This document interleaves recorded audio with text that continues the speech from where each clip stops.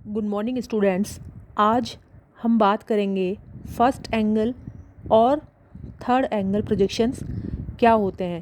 पहले हम इनका बेसिक समझेंगे, उसके बाद में मैं आपको इसके बारे में डिटेल्स में बताऊंगी। सबसे पहले आप ध्यान रखिए, जानिए कि फ़र्स्ट एंगल की प्रोजेक्शन होता क्या है। फर्स्ट एंगल क्या है? जैसे कि आप चित्र देख रहे हैं, ये हमारे हैं 4 क्वाड्रेंट, 0 डिग्री से 90 डिग्री, यहाँ से यहाँ तक का है, ये होता है फर्स्ट क्वाड्रेंट, मतलब प्रथम चतुर्थांश। ये हम 10th क्लास में पढ़ चुके हैं। 90 डिग्री से 180 ये होता है द्वितीय चतुर्थांश, सेकंड क्वाड्रेंट। 180 से 270 ये होता है आपका तृतीय चतुर्थांश, थर्ड क्वाड्रेंट। और 270 से 360 डिग्री, ये जो नीचे वाला पोर्शन देख रहे हैं आप, इसको बोलते हैं चतुर्थ चतुर्थांश, फोर्थ क्वाड्रेंट।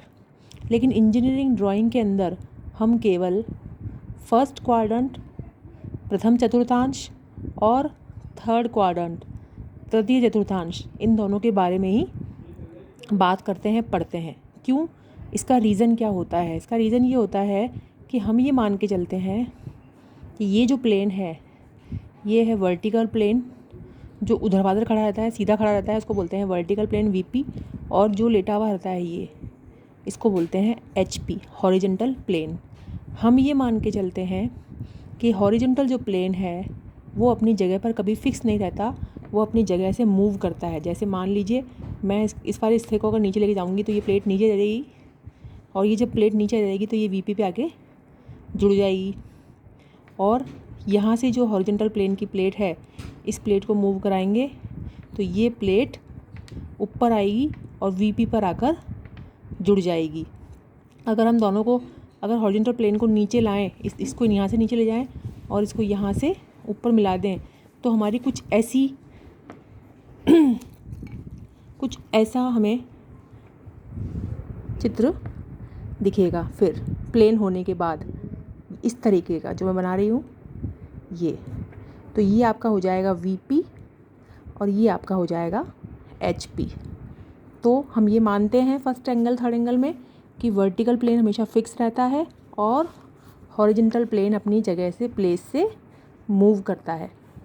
अब फर्स्ट एंगल और थर्ड एंगल जानने के लिए सबसे पहले आपको किसी ऑब्जेक्ट के बारे में, उसकी नाप कैसे ली जाती है, उसके बारे में पता होना चाहिए।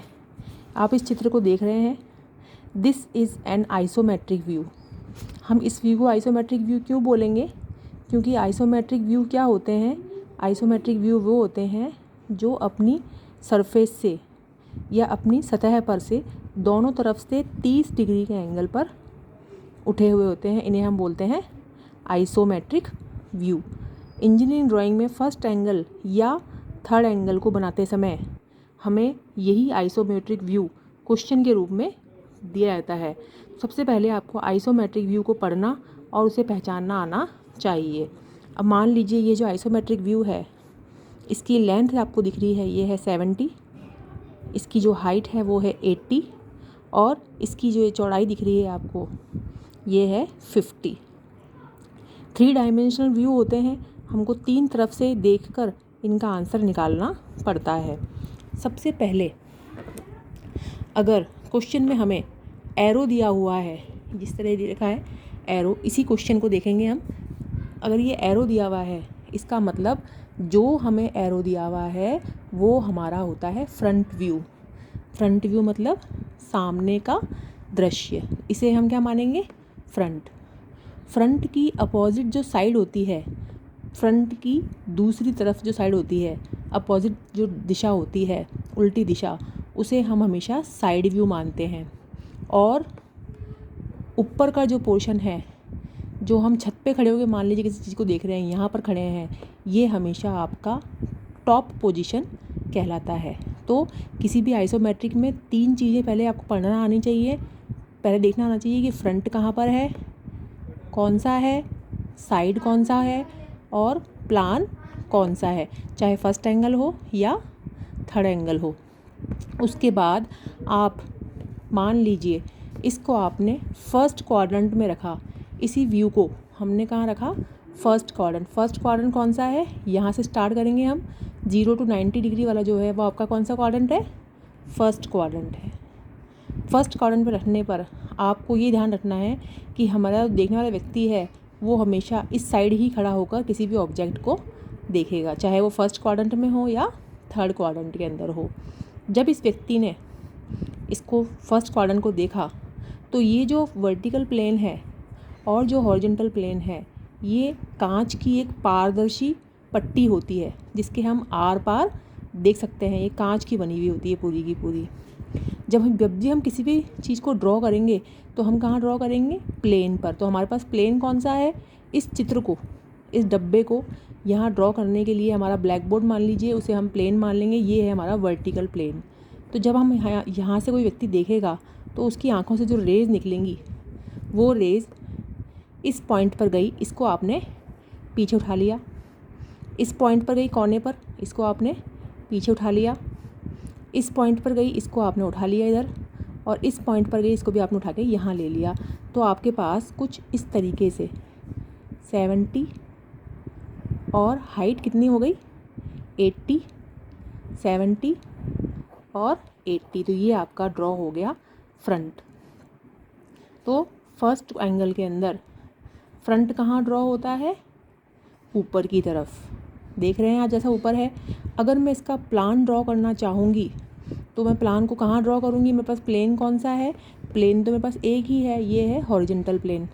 अब मैं इसको ऊपर से देखूँगी तो इसके प्लान के प्रोजेक्शन कहाँ आएंगे, नीचे आएंगे, HP पर। इसका मतलब जो हॉरिजॉन्टल ड्रॉ होगा, जो मेरा प्लान ड्रॉ होगा वो कहाँ ड्रॉ होगा, हॉरिजॉन्टल प्लेन पर। इसीलिए फर्स्ट एंगल में हमेशा फ्रंट ऊपर रहता है। और जब मैंने आपको कहा था कि ये जो प्लेट है ये मूव करती है, इस प्लेट को मैं नीचे लेके जाऊंगी तो आपको इस तरह का जो मैं ड्रॉ कर रही हूँ एक व्यू दिखेगा, इसको सीधा करने के बाद। ठीक है, तो हमने प्लान फ्रंट कहाँ ड्रॉ किया, VP पर, ये हमारा फ्रंट था। ठीक है, और 70 जो है नाप वो यहाँ पर भी कितनी रहेगी, 70 ही रहेगी। ऊपर वाली ये नाप है, ये 70 है फ्रंट में, तो ऊपर हम देखेंगे ये भी 70 है। इसका मतलब प्लान के अंदर भी इसकी मान कितनी है, 70। लेकिन प्लान की हाइट कितनी लें, ये तो हमारी हाइट सामने से देखने पर 80 है, लेकिन ये हाइट कितनी है। तो एक फॉर्मूला याद रखेंगे, प्लान की ऊंचाई बराबर साइड की चौड़ाई। जितनी भी साइड की चौड़ाई होती है वो आपकी प्लान की ऊंचाई हो जाएगी। तो ये हो जाएगी 50, 70, 50। इस तरीके से फर्स्ट एंगल में VP पर और हमेशा ऊपर की तरफ फ्रंट बनता है और फ्रंट के नीचे की तरफ हमेशा टॉप व्यू बनता है। इसी कारण क्या है, फ्रंट कहाँ बनेगा, फ्रंट बनेगा ऊपर की तरफ हमेशा फर्स्ट एंगल में, और फ्रंट के नीचे हमेशा टॉप व्यू बनेगा। इसके आगे के वीडियो में मैं आपको इसके आगे की डिटेल्स बताऊंगी। इस वीडियो में केवल इतना ही। अगर आपको पसंद आया हो तो इसे लाइक और शेयर ज़रूर कीजिए। Thank you very much.